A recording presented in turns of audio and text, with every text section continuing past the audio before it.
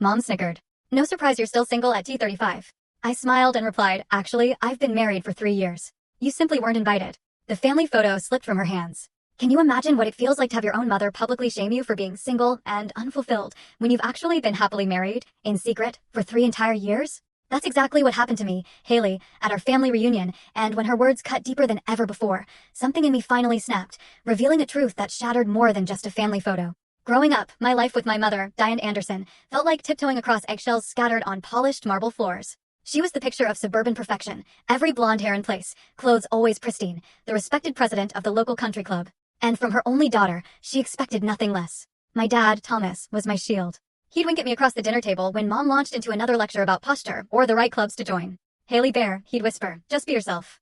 That's more than enough. But then, everything changed. I was just 12 when Dad suffered a sudden heart attack. Gone. Just like that.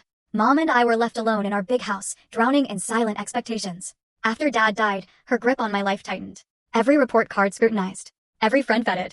Every outfit approved or, more often, disapproved. Haley, Harvard doesn't accept B+ students, she'd say, or, Haley, that skirt makes your hips look wide. There was always something to fix, something that wasn't quite right about me. By high school, I was an expert at anticipating her criticisms. I joined the clubs, maintained a perfect GPA, and dated boys from families Mom approved of. David Jenkins, the son of Dad's old business partner, was her favorite. Now there's a boy with a future, she'd say, practically demanding I take him seriously. The fact that David had the personality of cardboard and hands that wandered too freely never seemed to matter.